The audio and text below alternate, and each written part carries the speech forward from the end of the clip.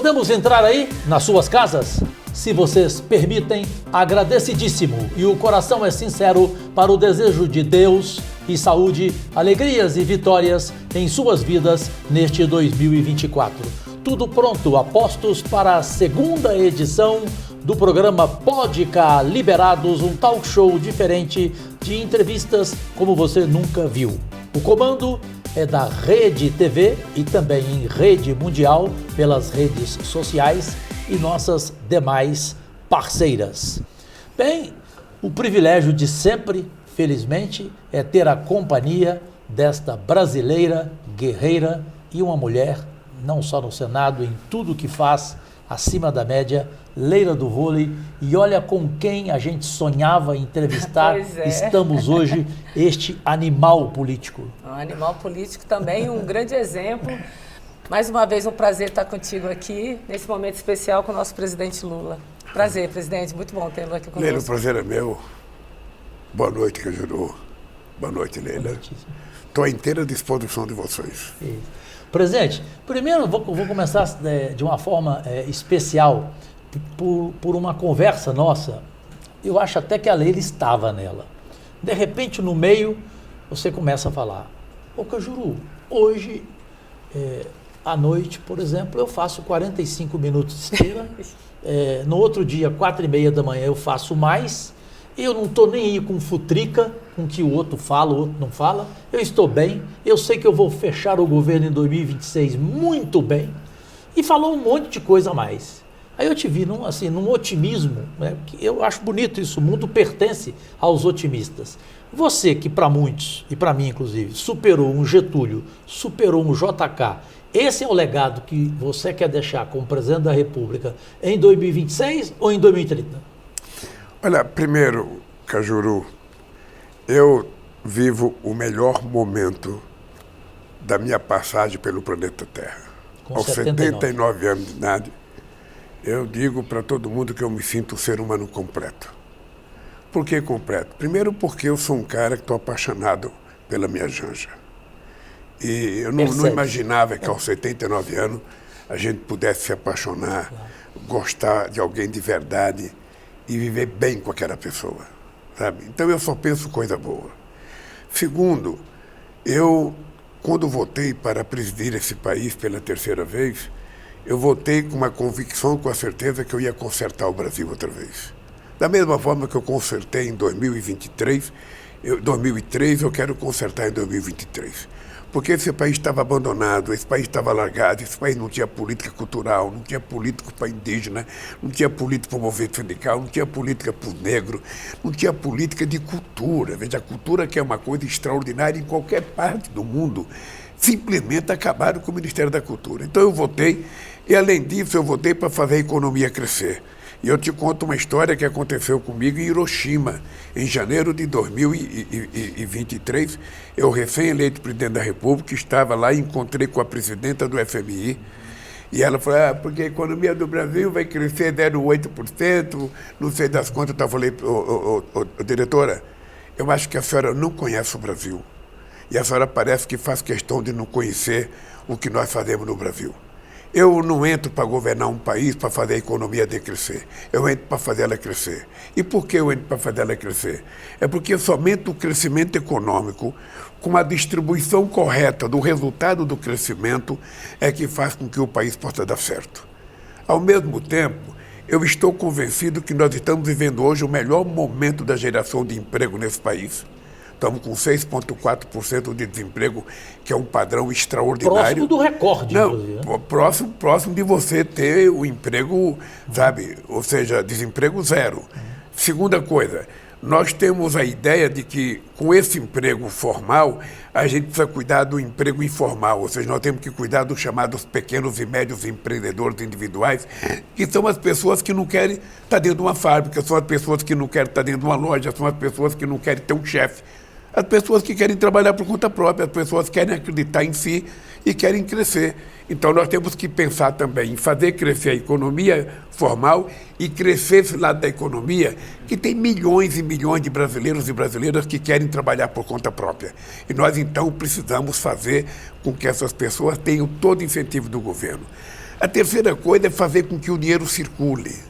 Sabe o que acontece? Se a economia cresce 3%, esse crescimento tem que ser distribuído para todos os brasileiros. Não é ficar concentrado na mão de meia dúzia, é ficar distribuído para que todo mundo possa ter dinheiro. E a minha tese é que muito dinheiro na mão de poucos é miséria. Pouco dinheiro na mão de muitos é riqueza, é distribuição da riqueza, é fazer o dinheiro circular, fazer as pessoas consumirem, fazer as pessoas viajarem. Ou seja, é esse país que nós estamos construindo e é por isso que eu digo, sabe, que as coisas vão dar certo. Eu sou muito otimista, mas muito. Você pode, se você quiser escolher no planeta Terra, de quase 8 bilhões de seres humanos, um cara otimista, vá no Palácio do Alvorada que você vai encontrar um cidadão otimista. Otimista na vida pessoal, otimista na política, otimista na economia. Eu vejo o mercado falar bobagem todo dia, sabe? Não acredito nisso não, porque eu já venci eles uma vez e vou vencer outra vez. A economia vai dar certo porque o povo está participando do crescimento desse país. Nós sabemos fazer política social para as pessoas que mais necessitam, sem esquecer aqueles que não estão abaixo, sabe, do CAD único e que precisa ser tratada pelo governo. Então, o legado que eu quero deixar para esse país é o legado da credibilidade do povo no país, é a autoestima do povo brasileiro, é o emprego, sabe, com salário justo, é o empreendedorismo ficando cada vez mais profissional, cada vez ganhando um pouco mais, e é a sociedade ter possibilidade de estar na escola, de fazer universidade, de ter um emprego melhor. É esse legado que eu quero deixar. É um legado de que o povo brasileiro recuperar a sua autoestima, viver bem, sabe, ter o direito de tomar café, almoçar e jantar todo dia, ter o direito de ir no restaurante e levar a sua família para comer pelo menos 2 vezes por mês, ter direito de comer uma carne se quiser comer uma carne, ter direito de viajar, sabe, para outro estado para conhecer o Brasil. É esse legado que eu quero deixar. Eu tenho certeza que nós vamos deixar. É só você pegar os números. Pegue todos os números, veja quantas pessoas estavam andando de avião e veja quantas pessoas estão agora. Veja quanto era o salário mínimo, veja quanto que é agora. E veja a massa salarial, que já cresceu ano passado 11,7%, esse ano vai crescer outra vez. E você sabe que quando o salário cresce, quando o salário mínimo cresce, é dinheiro distribuído, é gente consumindo mais, é o comércio vendendo, a fábrica fabricando, o povo comprando e a economia vai em frente. É esse país que eu quero deixar. É o legado de prosperidade para 210 milhões de brasileiros e brasileiras. E, presidente Lula, Leila do Vôlei, eu sou muito direto, eu odeio entrevistar alguém que começa falando que está triste, que está pessimista, que não acredita no amanhã. Portanto, um começo diferente, Leila do Vôlei, dessa entrevista para o mundo inteiro. Agradecemos à Rede TV pelas redes sociais, pelos canais aplicativos smarts, LG, Samsung, Android, iOS, tudo do comando da Sul TV. É a sua vez, admirável Leila do Vôlei. Obrigado, Cajuru. Presidente, falando um pouco de mercado financeiro, tem uma pressão do mercado, né, e até do próprio Congresso, com relação a corte de gastos. E eu sei que essa semana o senhor teve uma reunião com a Haddad, com o Ministério, para apresentar um pacote. Existe essa expectativa mesmo? Vai ser apresentado esse pacote? O senhor pode adiantar alguma coisa? Veja, eu não posso adiantar porque a gente ainda não concluiu o pacote. Perfeito. Eu estou num processo de discussão muito, muito séria com o governo, porque eu conheço bem o discurso do mercado, conheço a gana especulativa do mercado, e eu, às vezes, acho que o mercado age com uma certa hipocrisia, sabe, com uma contribuição muito grande da imprensa brasileira para tentar criar confusão na cabeça da sociedade. Veja, obviamente que eu disse isso no meu primeiro mandato, a gente só pode gastar aquilo que a gente produz, aquilo que a gente ganha, aquilo que a gente tem capacidade de arrecadar. Mas se o governo tiver que fazer uma dívida para construir um ativo novo, pode fazer essa dívida, não tem nenhum problema. Não tem nenhum problema. Acontece que nós não podemos mais jogar, toda vez que você tem que cortar alguma coisa, em cima do ombro das pessoas mais necessitadas. Nós temos que analisar, eu quero saber o seguinte, se eu fizer um corte de gasto para diminuir a capacidade de investimento do orçamento, a pergunta que eu faço é o seguinte, o Congresso vai aceitar reduzir as emendas de deputados e senadores para contribuir com o ajuste fiscal que eu vou fazer? Porque não é só tirar do orçamento do governo, claro. Eu tenho que tirar. Os empresários que vivem de subsídio do governo vão aceitar abrir mão um pouco de subsídio para a gente poder equilibrar a economia brasileira? Vamos aceitar? Eu não sei se vão aceitar. Ou seja, foi aprovado no Congresso. Foi aprovado no Congresso esses dias um negócio muito generoso em que a gente fez desoneração de 29 bilhões para os empresários mais ricos desse país. Esses empresários vão abrir mão da desoneração para que a gente possa ter uma coisa mais importante na economia brasileira, com mais arrecadação e sobrando mais dinheiro para a gente fazer mais coisa nesse país. Porque essa é a conversa que a gente tem que fazer, a discussão muito séria.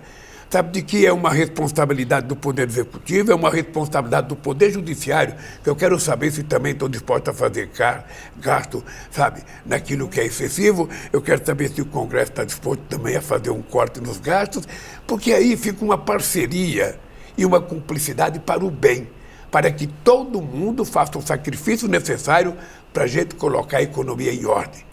Porque se essas pessoas tivessem essa vontade de que o orçamento seja correto, sabe, no governo anterior, a gente não tinha a situação que a gente herdou. As pessoas se esquecem que quando eu assumi a presidência, nós tivemos que fazer uma PEC de transição que colocou quase 170 bilhões para a gente poder governar 2023 e, inclusive, pagar a dívida do outro governo. Inclusive, terminar o governo dele. Ora, as pessoas se esqueceram de que nesse país foi gasto quase 300 bilhões de reais para que ele se mantivesse no poder ou para que a gente não ganhasse as eleições.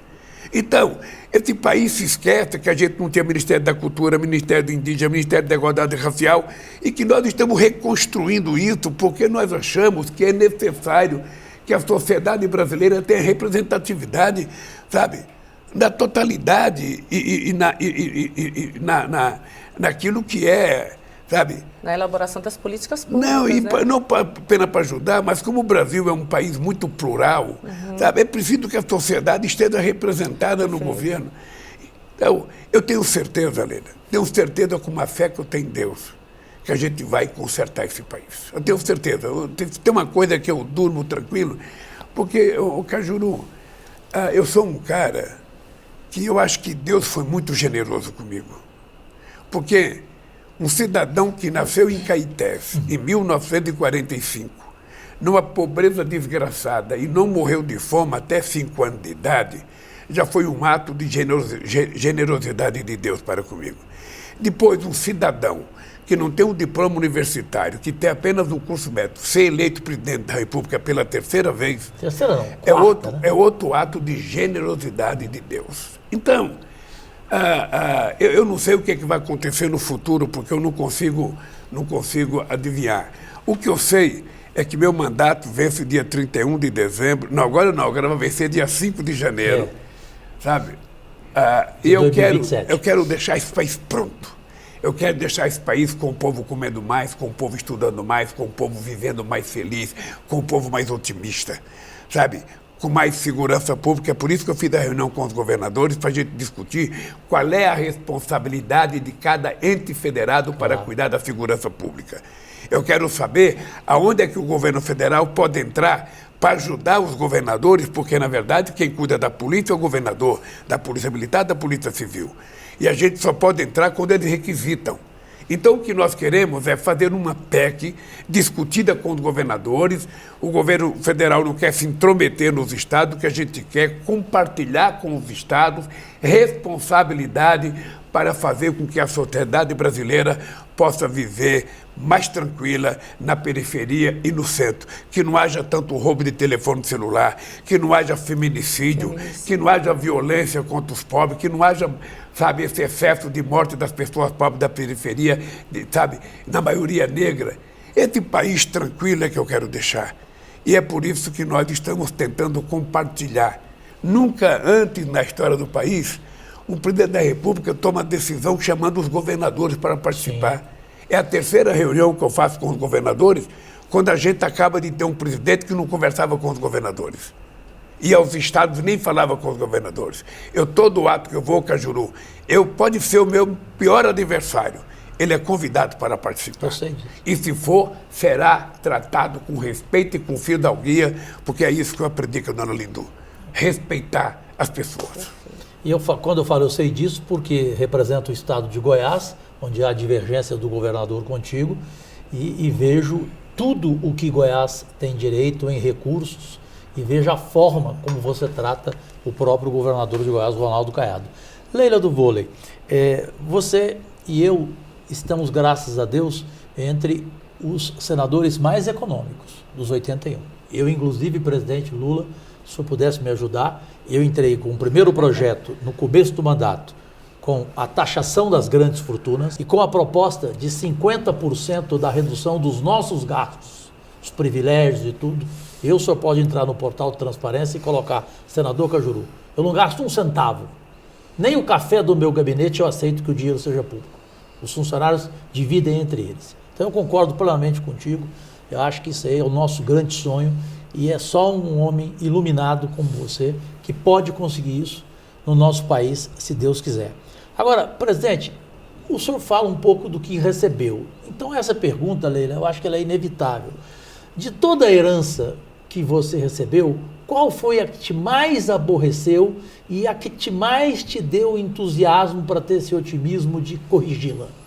Olha, primeiro, a coisa mais desagradável que eu encontrei no país é que nós encontramos uma sociedade mais desestruturada do ponto de vista da organização.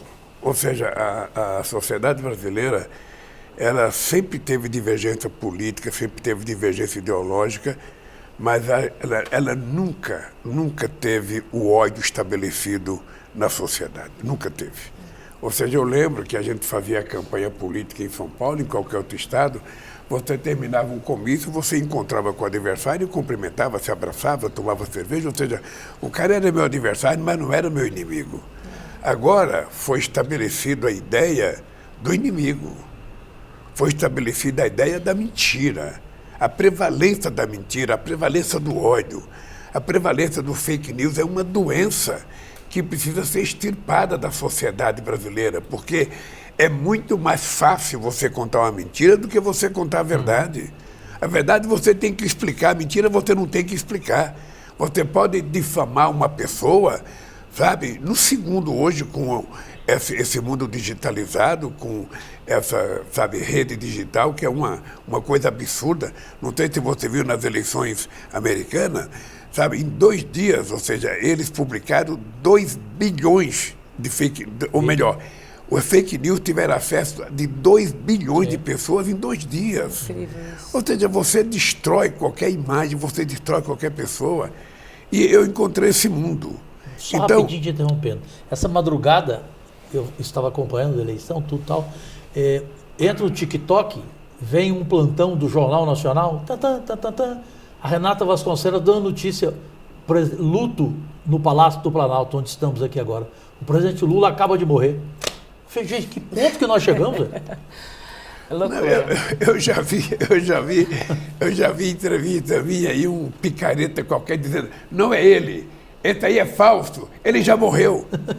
Esse tipo de imbecilidade. O que acontece de concreto, sabe, é que uma das coisas que eu prometi a mim mesmo era tentar restabelecer a normalidade nesse país. A normalidade na relação com o Congresso Nacional, a normalidade na relação com o Poder Judiciário e definir claramente as coisas. Qual é o papel do Poder Judiciário? É fazer, sabe, o cumprimento da nossa Constituição e julgar os processos que a sociedade quiser. Qual é o problema do Legislativo? É legislar, é fazer as leis que a gente precisa fazer nesse país e o nosso papel é executar, sabe, a economia brasileira. Se cada um cumprir com a sua responsabilidade, esse país volta à normalidade, volta tranquilamente a viver num clima de paz. Sabe, não precisa pai parar de falar com o filho, não precisa tio parar de falar com o sobrinho. Ou seja, esse mundo do ódio, essa coisa nervosa, essa coisa, sabe, eu diria até nojenta na política, porque o cara que estimula o ódio, o cara que estimula a mentira, ele não deve viver bem com a consciência dele. Eu acho que quando ele deita a cabeça no travesseiro à noite, sabe, é muito triste ele saber que não vai dormir direito porque mentiu o dia inteiro, porque fez provocação o dia inteiro, porque falou mentira o tempo inteiro. Então eu quero fazer com que esse país volte à normalidade. Sabe, eu não tenho, veja, eu não converso com as pessoas perguntando que partido a pessoa é. Eu trato todo mundo com muita dignidade e com muito respeito, porque isso é uma coisa que você não aprende na universidade, você aprende no berço. Foi a minha mãe que me ensinou a ser educado, foi a minha mãe que me ensinou a ser respeitador, e foi a minha mãe que me ensinou a dizer o seguinte: eu gosto de respeitar, mas eu gosto de ser respeitado também. Eu gosto de ouvir, mas eu gosto de falar. Sabe? E todo mundo tem o direito de ser o que quiser ser. Ninguém. Eu gosto de você, Leila, como você é. Claro. Eu não quero te mudar. Eu gosto de você, Cajuru, como você é. Eu não quero te mudar. Eu não quero que você seja igual a mim. Eu quero que você seja você. O que eu preciso aprender é ter tolerância para aprender a conviver com os contrários. Viver com uma coisa antagônica, viver com uma coisa que pensa diferente. Mas esse é o charme da democracia. Esse é o charme da democracia, ou seja, é duas pessoas antagônicas conversarem, estabelecerem regras e viverem bem, cada um cuidando daquilo que acredita, sabendo que o seu limite para respeitar a democracia é não adentrar ao direito dos outros. Ou seja, nós temos barreira, sabe, no cumprimento do processo democrático. E eu respeito muito isso, Cajuru. Eu respeito muito isso porque eu acho que é isso que faz com que a gente viva bem. É isso que faz com que a gente possa deitar toda noite e, sabe, dormir o sono dos justos. Presidente, só aproveitar essa deixa que você está falando sobre redes sociais, né? Redes sociais, fake news. Como é que o senhor lida com esse tipo de comunicação hoje, né? Porque a gente sabe que tem as fake news, tem vários memes também. Como é que é para um presidente nesse momento em que a maior crítica vem em rede social, a gente vê as brigas, geralmente, que acontecem, os debates em redes sociais. Como é que o senhor lida com essa nova forma de se comunicar com o seu eleitor? Olha, primeiro, você é muito generosa em tratar isso como rede social. Pois é. É bem por aí, a gente sofre bastante. É melhor a gente tratar como rede digital, que tem uma parte que é social e tem uma parte que é canalhice o tempo inteiro. É muito desagradável você ver que muitas vezes prevalece a quantidade de ensinamentos para você ser ruim e não para você ser bom. Bem, eu acho que essa revolução digital que o mundo vive, que era uma coisa que deveria ser muito benéfica para a humanidade, muito construtiva, ela foi utilizada uma parte para a maldade. Eu fico triste. Deixa eu lhe falar uma coisa. Eu não uso celular. Nós sabemos. E por precaução, e por precaução. Veja, primeiro que eu não tenho interesse de saber de tudo todo dia. Sabe, a minha cabeça não consegue processar mais notícia do que ela foi preparada para processar. Então eu quero saber das coisas que interessam ao Brasil. Eu tenho muitos assessores, eu converso com eles, eles me passam as informações. Além disso, eu tenho a Janja, que vive na internet o dia inteiro também, me passa as coisas boas. E eu não quero saber de coisa ruim. Não quero saber de coisa ruim, eu quero saber daquilo que eu posso mudar, daquilo que eu posso interferir para ajudar as pessoas. Eu não quero saber de notícia que não me interessa. Ah, aconteceu na Malásia, tal coisa. E daí? Aconteceu na Malásia, tudo bem, o que eu quero saber? Aconteceu não sei aonde, um cachorro mordeu não sei quem, tudo bem, o cachorro mordeu não sei quem, vamos tratar do ferido e vamos punir o dono do cachorro. Mas eu não perco tempo com notícias inúteis. Não perco tempo. Eu fico com pena das pessoas que passam o dia inteiro no celular. Você está conversando com uma pessoa e o cara está do teu lado com o celular. Ou seja, ele não está presente. Uma vez eu fui numa reunião do PT e eu descobri a Gleice falando em 26 pessoas com o celular na mão. Nossa. Esses caras não estavam na reunião. Eles estavam em qualquer parte do mundo, menos na reunião. No meu gabinete não entra celular. Não entra celular. Porque o cara que vai conversar comigo, ele vai conversar comigo. A gente não sabe se a pessoa está gravando, a gente não sabe se a pessoa está filmando. Ou seja, então, eu quero que tenha um mínimo de bom comportamento nessa área. E, presidente Lula, isso está acontecendo até com casais. E depois uma coisa mais séria, viu, Leila? É que eu quero me respeitar. Isso. Eu tenho horário de almoço, ninguém pode ligar para mim a 1h da tarde. Meia-noite. Eu não quero receber, isso, né? Tá, eu não quero receber telefonema quando eu estou no banheiro. Eu não quero receber telefonema depois das 9 horas da noite, eu não posso interferir. Mas dentro do cara me telefonar, o presidente, você está sabendo que tal jornal vai fazer uma matéria contra você? Faça. Eu não vou pedir para não fazer, que faça. O presidente, sabe, 11 horas da noite. Presidente, você sabe que morreu? E daí, porque eu quero saber que o cara morreu 11 horas da noite, eu não vou poder fazer nada. Deixa para me ligar às 8 da manhã. Sabe, que aí eu vou poder tratar, vou poder ir para o enterro. Então, eu não quero saber das coisas de forma precipitada, porque eu acho que a má utilização do celular hoje é uma dependência digital. Você tem a dependência química, você tem a dependência alcoólica, você tem a dependência de um monte de coisa. E a dependência digital tem pessoas que não conseguem suspirar sem estar com o celular na mão. O cara levanta às 6 horas da manhã com o celular na mão e tem gente que carrega 3. O Stuquinho é um, carrega 3 celulares na mão. Sabe? Tem gente que 11 horas da noite está com o celular, meia-noite está com o celular, vai no banheiro com o celular, sai do banheiro com o celular. Eu quero saber para que isso, que bobagem que é essa? Que dependência que é essa? Sabe? Então, eu me cuido muito, até por uma questão de segurança. Tá? Sim, eu só falo, Leila, eu só gosto de falar no telefone aquilo que eu posso falar para a televisão ou aquilo que eu posso falar para você aqui numa entrevista. Perfeito. Eu não gosto de conversa cifrada no telefone celular. Por isso eu não uso, porque eu aprendi com o Meirelles, quando ele foi do Banco Central, o Meirelles tinha sido presidente do Banco de Boston. Então o Meirelles entrava na minha sala, sem ninguém pedir, ele tirava a bateria e deixava o celular lá fora. Eu falava, presidente, quando eu era presidente do banco, ninguém entrava na sala da diretoria com o telefone celular. Então eu vou continuar tendo esse procedimento. Isso aqui não é seguro, mesmo quando está desligado. Então, a nossa segurança é não deixar celular entrar onde não deve entrar. Só voltando à questão do ódio, me permita, Leila, que eu já comentei essa frase contigo, eu vou lhe passar essa frase que ela cabe muito nesse momento que é o seu melhor, que vive em todos os sentidos, como você já colocou aqui presente, que diz o seguinte: o contrário do amor não é o ódio, é a indiferença, o desprezo, e o esquecimento é a única vingança e o único perdão. Essa frase, para mim, ela é linda. E por falar em ódio, e como você não está nem aí com futrica, mas quer queira, quer não, quem goste ou não goste, a futrica do mundo se chama Donald Trump. E a pergunta que eu não tenho como fazer para ti: presidente Lula, o que de pior pode acontecer com o Brasil com a vitória do Donald Trump nos Estados Unidos na presidência? Olha, eu não vou pensar o que pode acontecer de pior com a eleição de um presidente de um outro país. Eu não conheço pessoalmente o Trump. Eu conheço o Trump de ouvir dizer, de ler matéria dele, de ver ele na televisão, mas eu espero que a convivência seja a convivência civilizada que eu já tive com Bush, que era do Partido Republicano, que eu já tive com Obama, que eu já tive com Biden. Essa é a relação que eu quero estabelecer, uma relação entre dois chefes de Estado, cada um representa o seu país, cada um tem interesses próprios nacionais. E eu espero que o Trump, veja, primeiro eu respeito muito as pessoas que são eleitas com o resultado democrático.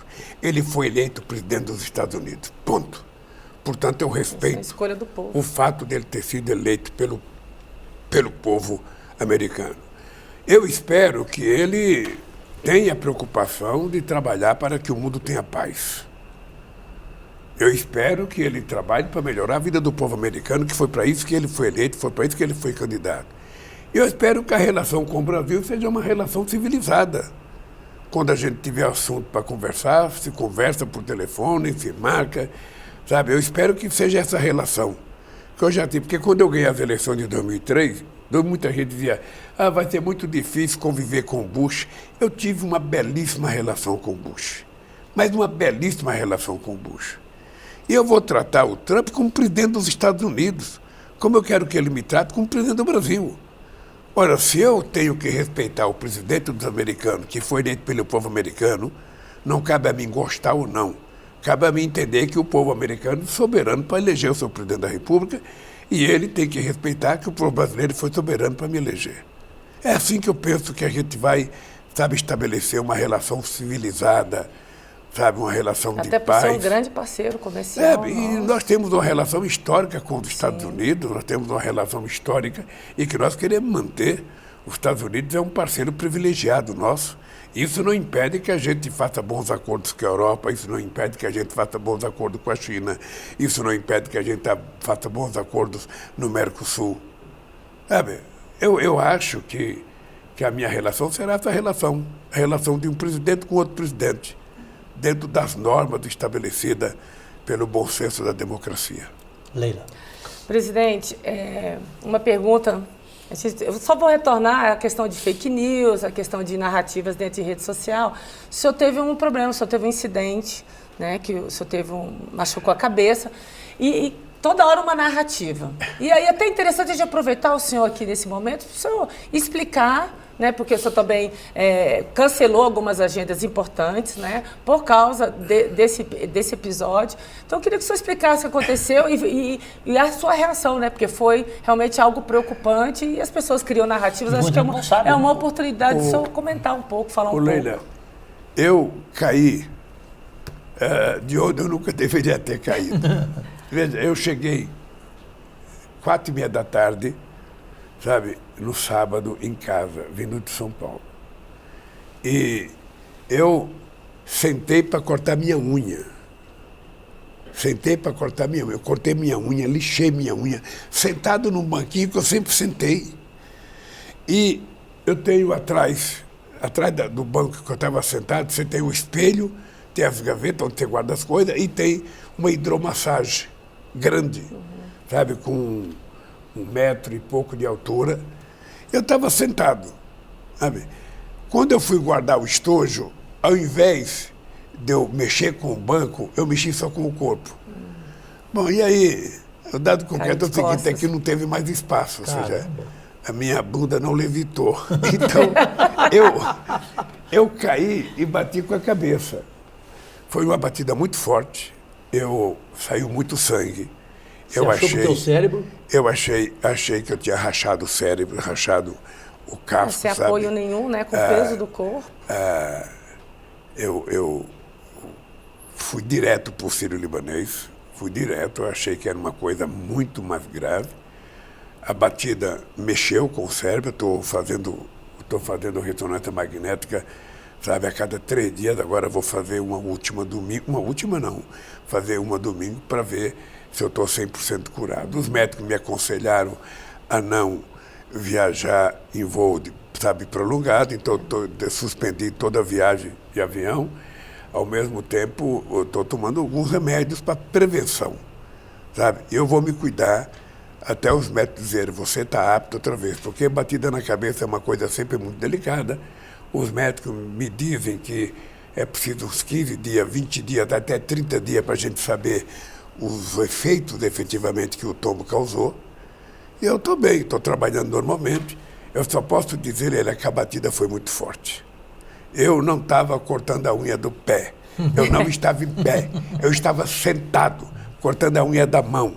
E lixei a unha e quando eu fui, sabe, que eu tinha terminado, eu caí. Foi uma coisa, me assustou porque a batida foi muito forte, muito forte. E saiu muito sangue. E eu então pensei que tinha feito um estrago lá dentro, porque o cérebro, ele é como se fosse uma gelatina, sim, sabe? E ele fica circulando lá dentro, ele fica balançando, sabe? E eu pensei que tinha causado, danos sabe maiores. Sabe na luta de boxe, quando sim, o cara dá um burro no queixo do outro, que o cara cai? Eu pensei que eu tinha tomado soco no queixo, essa é a verdade. Bom, mas graças a Deus estou aqui bem de saúde. Graças a Deus. Tá bem, estou tomando alguns remédios de prevenção para evitar qualquer outro mal maior e estou acompanhando com os melhores médicos que esse país tem. E até agora, graças a Deus, não tive nem dor de cabeça. Graças a Deus, não tive dor de cabeça, não tive insônia, sabe? Não tive nada. Até agora está tudo perfeitamente bem. Essa batida não mexeu com o seu cérebro, não mexeu com a sua mente, não mexeu com tudo que você está nos apresentando nessa entrevista exclusiva depois de tanto tempo. Os médicos me disseram que eu fiquei um pouco mais inteligente. O Calil falou isso? Não, o médico falou. Os médicos falaram? Porque meu ficou mais inteligente. Porque meu cérebro está intacto, cara. Então, aproveitando que ficou mais inteligente, eu vou ensinar a jornalista que Lula é o seguinte, se você perguntar, pergunte o que quer para ele, mas ele também responde se ele quiser. Não fique de cara feia para mim. A minha pergunta, aproveitando a tua inteligência. Um homem como Luiz Inácio Lula da Silva, cada vez mais maduro, não está na hora de você ignorar esse maduro? É a lá, Cajuru. Não, deixa eu te falar uma coisa. Eu aprendi também, Cajuru, que a gente precisa ter muito cuidado quando a gente vai tratar de outros países e de outros presidentes. Eu acho que o Maduro é um problema da Venezuela, não um problema do Brasil. Então, o que nós fizemos lá foi a gente acompanhar o processo eleitoral. E no dia que terminou as eleições, o meu ministro, que era o meu enviado lá, o Celso Amorim, perguntou para o Maduro se ele poderia, mostrar as atas da votação. Perguntou para ele e perguntou para o candidato da oposição. Os dois disseram que iam mostrar. A verdade é que os dois não mostraram. Então nós fizemos uma nota junto com a Colômbia, dizendo da nossa inquietação de você não ter uma prova do resultado eleitoral. Ele deveria ter mandado a nota para o Conselho Nacional Eleitoral, que foi criado por ele próprio, que tinha 2 membros da oposição e 3 do governo. Ele não mostrou, foi direto para a Suprema Corte. Eu não tenho o direito de ficar questionando a Suprema Corte de outro país, porque eu não quero que nenhum país questione a minha Suprema Corte, mesmo quando ela erra, mesmo quando ela faz como fez comigo, de não me deixar ser candidato em 2018. Então é o seguinte, eu quero que a Venezuela viva bem, que, eles cuidem do povo com dignidade, e eu vou cuidar do Brasil. O Maduro cuida dele, o povo venezuelano cuida do Maduro, eu cuido do Brasil e vamos seguir em frente. Porque eu também não posso ficar me preocupando, olha brigar com a Nicarágua, olha brigar com a Venezuela, olha brigar com não sei com quem. Eu tenho que tentar brigar para fazer esse país dar certo. Quando o Bush me convidou em 2003 para participar da guerra do Iraque, eu falei, Bush, eu tenho uma guerra mais séria, porque eu não conheço Saddam Hussein, não conheço o Iraque, e fica a 14 mil quilômetros do Brasil. Eu tenho uma guerra contra a fome no meu Brasil, e essa guerra eu vou vencer. E vencemos. E agora, estamos vencendo outra vez. Em 1 ano e 9 meses de governo, tiramos 24 milhões de pessoas da fome e vamos entregar esse país com todo mundo tomando café, almoçando e jantando todo santo dia. Leila do vôlei, a craque. Perfeito, presidente.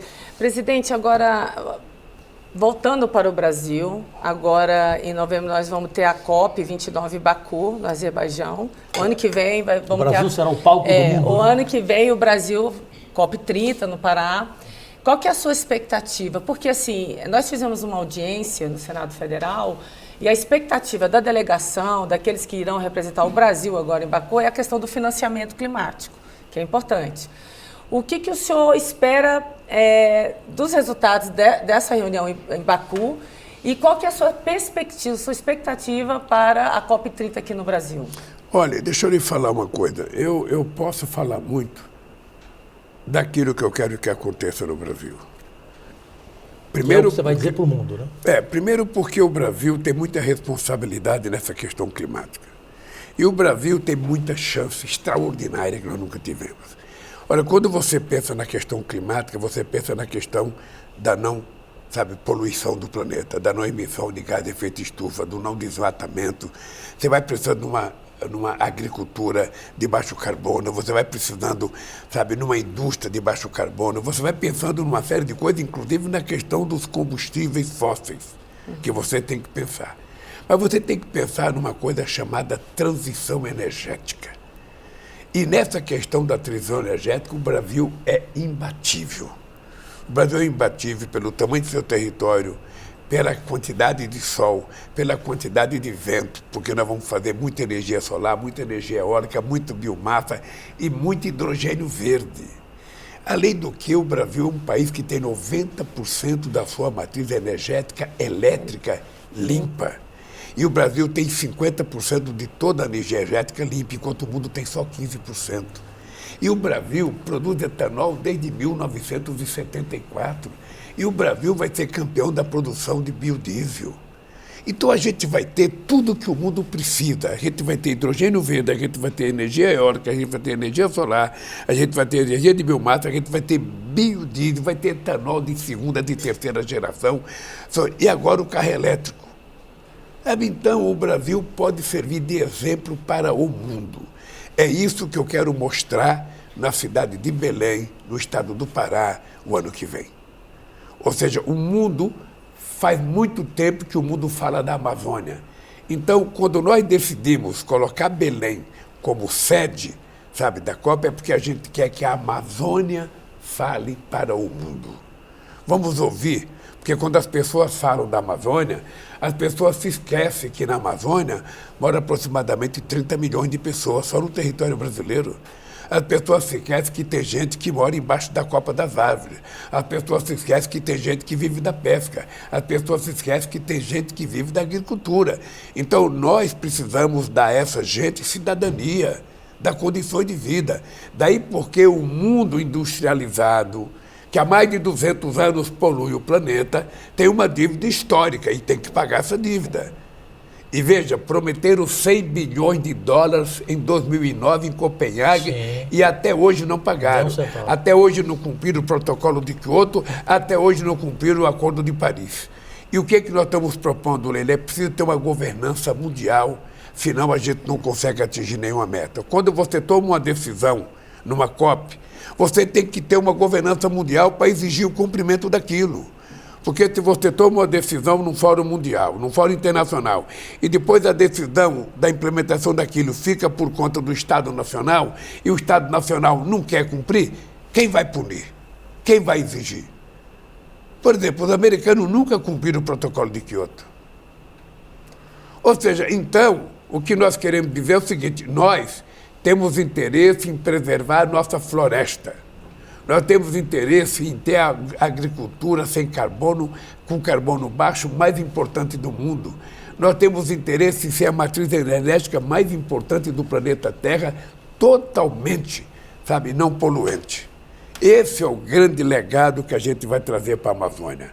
Nós vamos chegar em Belém, Leila, com um pacote de coisas bem-sucedidas, que vai ser uma coisa extraordinária, que sirva de exemplo para o mundo.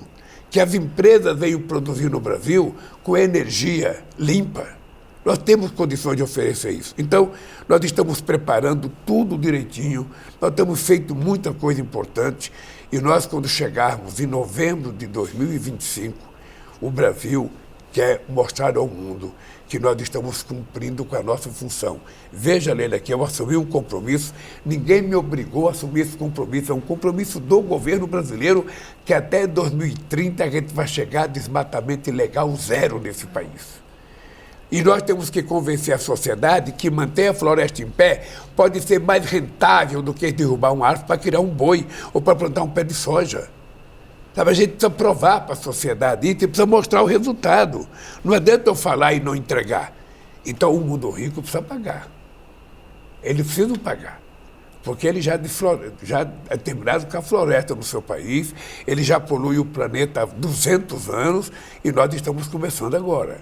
Então, o que nós queremos é que os países em desenvolvimento, os países, sobretudo, que têm floresta, sabe, como aqui, os 8 países da Amazônia, como a Indonésia e como o Congo, que recebam um benefício para manter a floresta em pé.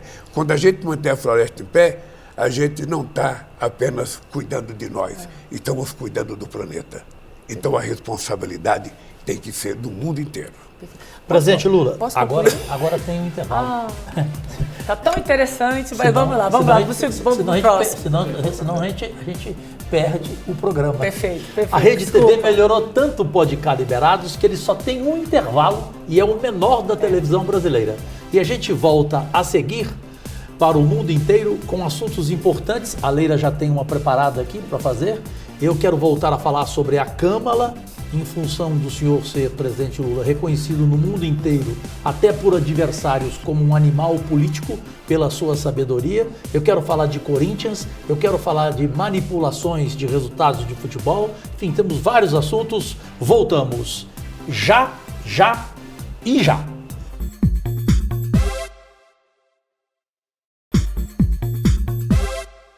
Senhoras e senhores, meus únicos patrões, voltamos para o mundo inteiro no comando da Rede TV neste domingo 10 de novembro de 2024 com a edição número 2 do programa Podcast Liberados, Um talk show de entrevistas diferente de tudo que você vê na televisão brasileira. Obrigado ao mundo todo no comando da TV Sul, pelos aplicativos Smart TVs, os canais abertos e fechados, as redes sociais.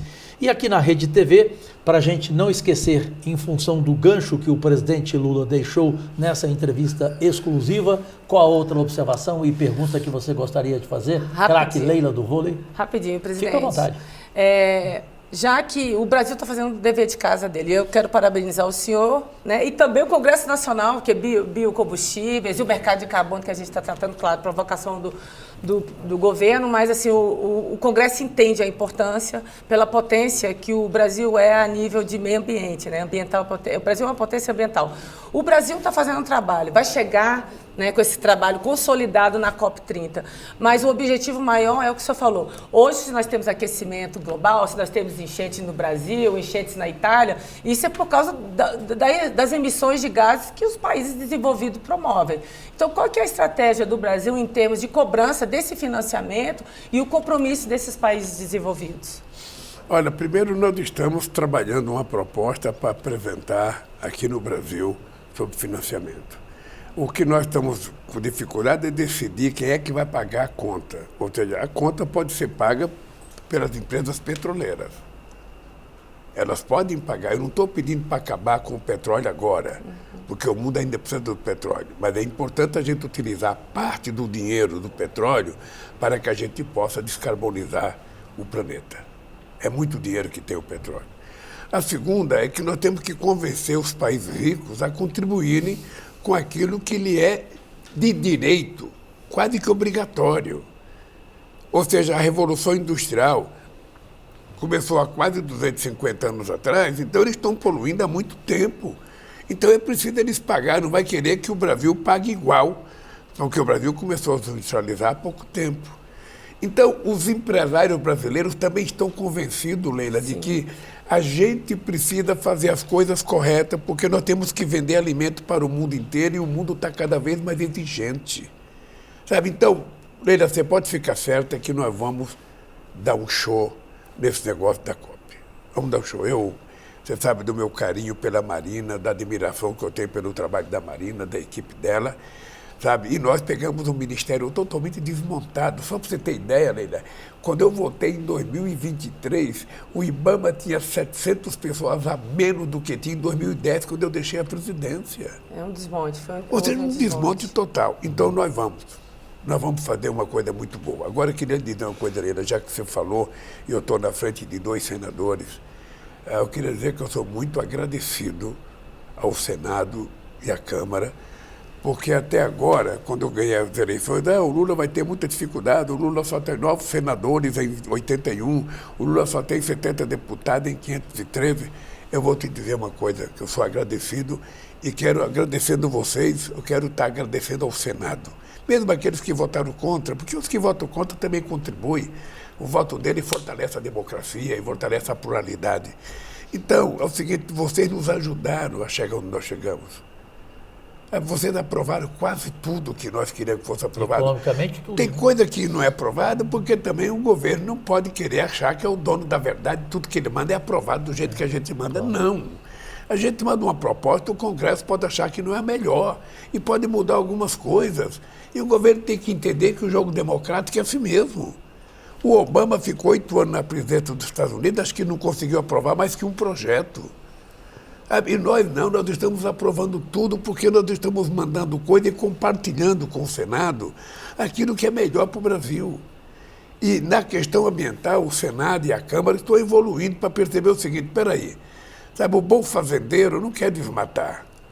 O bom criador de gado, ele sabe que ele tem que vender a carne dele para o exterior e ele tem que saber que ele precisa cuidar. Sabe? O cara que planta soja, que planta milho, que planta feijão, ele sabe que ele quer vender para o exterior, ele vai ter que tomar cuidado. Então, esses empresários estão ficando mais modernos, mais civilizados, mais democráticos, mais humanistas e mais ambientalistas. Adotando práticas sustentáveis. Que ele corre o risco de não conseguir vender sua soja. Ele corre o risco de não conseguir vender sua carne. Então, gente, é responsabilidade para todos. E eu estou convencido, Leila, que nós estamos atingindo um grau de maturidade muito importante nesse país. Muito importante. Sabe, hoje eu já não sou mais inimigo da bancada ruralista. Não, eu acho que ela tem que existir como tem que existir a bancada do trabalhador, a bancada evangélica, a bancada católica. E nós temos que conviver... Ainda mais nessa semana que o BNDES deu uma ótima notícia para o agronegócio. Né? Não, e que nós nunca... O agronegócio nunca recebeu tanto dinheiro como no governo desse comunista que eles me tratam assim. Sabe? Nunca. Eu estou dizendo para você, nunca receber a quantidade de recursos que recebem no governo do PT. Mas o governo age de forma inteligente, porque é um setor fortíssimo da nossa economia, né? Nós estamos falando de produção de alimento, que não é só para o país, mas para o mundo. Eu faço isso pensando no bem desse país. Com certeza, ninguém tem dúvida. Eu faço isso pensando que eu quero é que esse país cresça, eu quero que eles cresçam, eu quero que eles vendam, eu quero que o Brasil seja cada vez mais importante no mundo. Importante. Então, eu não podia chegar no governo com ódio, com rancor, eu não gosto de fulano, não gosto de Beltrano. Não, eu não estou pedindo ninguém em casamento. Eu não preciso gostar das pessoas. Eu preciso respeitar a função dele, ele respeita a minha. Sabe, naquilo que for possível combinar, está combinado, aquilo que não for, está divergido e pronto. Isso chama-se política. Na minha função, televisão é tempo. Eu vou entrar em outro campo. Futebol, que é uma paixão sua, embora você não entenda nada de futebol. Aí é comigo. Você é daquele que vai no estádio e pergunta quem é a bola. Mas acha que sabe tudo, né? Corintiano, tudo. Falando sério, brincadeira à parte. Você comentava fora do ar do último jogo, que a Leila inclusive viu com o marido dela, o Emanuel, Botafogo 3, Vasco 0. Você falava do Luiz Henrique, que ele fez uma jogada lá Pelé. Não é isso? No segundo gol, não é isso que você falou? Você agora veja bem, esse Luiz Henrique é tudo isso? É. Mas ele está sob suspeita de manipulação de resultados de futebol por causa de cartão amarelo. Aí eu queria saber, qual é a preocupação do presidente Lula com essa paixão que você tem, que todos nós temos, que é a maior nossa, o futebol, com essa questão da manipulação? O que o senhor pensa? E se o senhor permitir, eu tenho uma sugestão excelente para ti. Deixa eu lhe falar uma coisa. Primeiro, eu acho que não é possível que a gente tenha manipulação, sabe, na sociedade brasileira, sendo vítima de maus empresários e de maus atletas. Ou seja, se um jovem jogador foi induzido a fingir que foi expulso, que recebeu o cartão amarelo para ganhar alguma coisa, está equivocado, está errado. Nem essa bet deve funcionar e nem o jogador deve continuar. É preciso que a gente moralize a bem da humanidade e a bem do Brasil.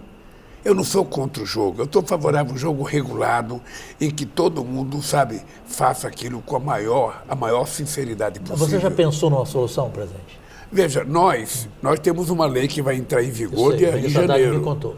E você sabe que eu Bolsa Família, cartão de crédito. Eu estou favorável à regulação, como nós estamos fazendo. Agora, se até janeiro essas coisas não der certo, a regulação, eu não tenho nenhum problema de acabar com isso. Eu posso te dar uma sugestão? Pode, eu sei que você está na comissão. Eu sou o presidente da CPI e fui o primeiro autor do projeto para a tributação e a legalização das casas de apostas. Por isso que eu converso constantemente com o ministro Haddad. Eu não dei essa ideia para ele. Eu vou dar diretamente ao presidente Lula. Eu vou pedir para ele assistir o programa. Pode pedir, pode pedir. Porque se continuar assim, qual que é a solução, na minha opinião? A partir de agora, o senhor proibir em decreto que haja aposta em cartão amarelo, cartão vermelho, arremesso manual, pênalti, escanteio, e que só possa ter aposta no resultado do jogo. É isso. Eu comentei isso com a Leila. O que você acha? Eu acho corretamente. Obrigado. A ideia é gratuita. Acho correto. Porque as pessoas podem manipular até o resultado do jogo. Mas é muito mais difícil manipular um cartão amarelo, que o jogador, sacanamente, pode provocar o juiz para ter o cartão amarelo. Nós tivemos caso na Europa, inclusive envolvendo o jogador brasileiro da seleção brasileira. É porque tem um jogador que já ganha um bom salário, ele não precisava se prestar a isso. 4 milhões por mês. Sabe? Então não tem sentido. Então, essa tua proposta eu acho que é a mais decente do mundo. Você aposta no resultado. É isso. Está se falando muito sobre banir, né? Tirar o próprio... Igual na Inglaterra. Exatamente. Eu acho assim, a gente vai ter que fazer... Essa é a ideia sua, né? Exatamente. A gente vai ter que fazer esse debate com muita responsabilidade, porque assim, o atleta, ele chega, né, ao ápice dentro do esporte, ele deve ao esporte, ele deve ao sistema esportivo. Mas aí ele chegar ao nível que esses atletas que estão sendo acusados e simplesmente destruir a reputação do esporte, assim, é desmoralizar, é destruir um sistema, é um ecossistema. Nós estamos prejudicando o esporte desde a sua base, que são os jovens que começam ali nos projetos sociais, até ao alto rendimento. Então, presidente, esse é muito preocupante. Então, é um debate que, como o Cajuru falou, tanto o executivo como o legislativo, a gente vai ter que fazer. E é muito importante porque a gente não está discutindo só de jogo, a gente está discutindo da criação de um novo ser humano. Isso. Você veja, um desses meninos novos que estão jogando no exterior, sabe, que já ganha um bom salário, não tem que entrar em falcatrua para ficar rico mais rapidamente. Essa molecada, com 18 anos, ganha mais do que o Pelé ganhou a vida inteira. Com certeza. Ganha mais do que o Garrincha ganhou a vida inteira. Então é preciso que a gente trate com muita seriedade essa questão de jogo, porque a gente está na definição, não é só de que tipo de jogo, mas é que tipo de ser humano que nós queremos. Sabe? Então eu acho que a lei tem que ser rigorosa, muito rigorosa, Fiquei feliz demais e que todas as pessoas vá dormir sabendo que quem ganhou, ganhou de verdade, que não houve manipulação, que não houve roubalheira, que não houve enganação. Bom, gente, quem não está esperando pelo quadro, especialmente com o animal político, o presidente Lula. Então chegou a hora do Defina em uma Palavra.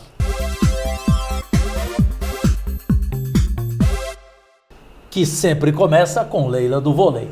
Presidente, defina em uma palavra o seu desafio com relação ao Brasil. Olha, eu posso dizer o seguinte, cumprimento. Vou cumprir. Eu pensei que você ia falar de futebol ainda, estou doido para falar do Corinthians. Vou chegar. Estou doido para falar Defina em uma palavra Donald Trump.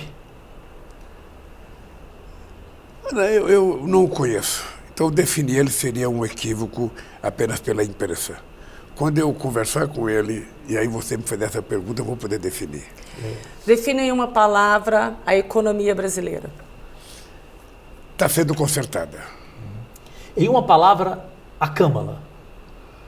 A Câmara é a representação mais democrática do povo brasileiro. Defina em uma palavra, Janja. Amor. Amor. Amor.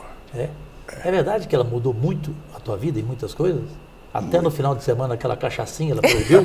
Não. Não, isso não? Se for o caso, ela toma comigo. Mas mudou muito. Essa palavra é muito bonita, né? Defini-la com uma só. Amor, né? Pronto, acabou, né? Presidente, em uma palavra, a roubalheira no teu Corinthians continua. Vergonha. E o que fazer? Eu não sei o que fazer porque precisa apurar corretamente. Mas eu fico triste porque o Corinthians, depois de 2012, quando ele foi campeão do mundo, o Corinthians poderia ter virado uma equipe sólida economicamente. Um Barcelona. Sabe? Poderia ter virado. O Corinthians jogou fora a oportunidade por pequenez. Sabe? É triste. O Corinthians, que poderia ser um time de grau mundial. Está virando um time de perfil só paulista, sabe? O que é uma coisa muito ruim para um time que tem a torcida que tem o Corinthians. A última pergunta não tem jeito de não fazer, Leila. Você faria, eu vou matar logo por causa do tempo do programa. Defina Luiz Inácio Lula da Silva em uma palavra. Ou duas, ou três. Humanista. Humanista, uma só, se você prefere só uma? Uma só. Só uma? Perfeito. Agora nós temos, infelizmente, o encerramento deste podcast Liberados. Passou o segundo, rápido. né? Passou Mas porque é gostoso demais conversar dessa forma, né? E, gente, uma surpresa para o presidente, pode trazer por fineza? A gente fez com o vice-presidente Geraldo Alckmin, sabe o que eu fiz com ele? Olha a meia. Obrigada. Dei de presente para ele a meia. Bonita. Aqui. Gostou? Toma Agora, nosso presente. a lembrança presidente. de Leila e eu e nossa equipe para ti, presidente. Vê se você vai gostar. É a tua cara.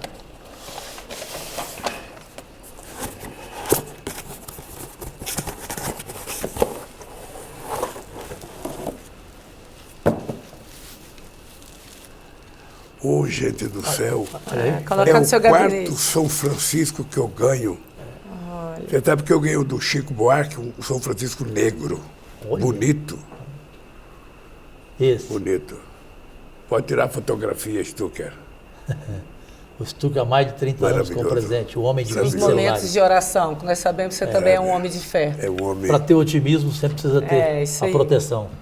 Presidente, só agradecer essa entrevista exclusiva. Você só esqueceu de dizer no programa que eu sou um corintiano fanático. Então você pode falar, aproveita o momento aí, presidente. Eu cheguei a falar, né? Fanático, eu queria falar. Você sabe que eu vou fazer uma entrevista com o craque Neto. Eu vou convidar o Neto. Você falou comigo, lembra? Lá no Palácio, há um mês atrás. Porque... O que você acha? Eu falei, ótima ideia. Eu gosto muito do Neto. Eu também, claro. Gosto muito do Neto. Eu acho não tem papo na língua. Até porque ele me imita, né? Desculpa. E eu vou fazer um jogo na Granja do Torto, viu? Tá pronto o campo. Você não joga bola. Eu joguei contigo, você está esquecendo, com o Galvão Bueno, com o Renan Calheiro. Mas pode ser o comentarista depois. Eu fui o meio-direita poderoso. Eu não erro passe, presidente. Essa é a minha vantagem. Eu aprendi com o seu melhor amigo do futebol, Sócrates. Eu não erro passe. Você não erra? Mas também não dá. Ele sempre, né? Presidente. Eu fui bom de bola na Várzea, viu? Eu sei disso. Na sexta, sonhava ser profissional, mas não pude ser. Ainda bem, né? Ainda bem. O Brasil agradece. Ainda bem. O Brasil agradece que mas, você não foi jogador obrigado pela entrevista. Você sabe do carinho, o respeito que eu tenho por você de muitos anos, desde a eleição de 1989. 35 anos. Sabe, você, Leila, que eu sou um admirador. Obrigada, um admirador. Presidente. E saber que você foi uma atleta tão extraordinária para esse país. Eu, quando vi aquelas moças bonitas jogando, dando murro na bola, eu ficava pensando, essas mulheres são tão bonitas que precisava ter um esporte mais fruto delicado. De muito treino, né? Muito treino, muita dedicação. Mas vou dizer para você uma coisa, Cajuru, para você e para a Leila junto, eu sou admirador de vocês. Obrigado. Sou companheiro de vocês e quero dizer para vocês que a gente vai estar junto em qualquer circunstância. Se Deus quiser. Pode ter certeza disso. E por este Brasil mais justo. Para ajudar mais ainda o Brasil. Não, porque uma coisa que é importante é o seguinte, é que a gente tem que saber reconhecer, sabe, quantas pessoas são generosas com você, quantas pessoas são respeitosas com você. E o trabalho que vocês dois fazem no Senado merece o meu mais profundo respeito. Meu mais profundo respeito. Uma frase curtíssima para ti. Você merece ouvir. Poucos merecem. Obrigado por você existir. Obrigado, querido. Deus e saúde. Agradecidíssimo e até o próximo domingo com mais um Pode Cá Liberados, que será com o presidente do Congresso Nacional, o Rodrigo Pacheco. Até lá.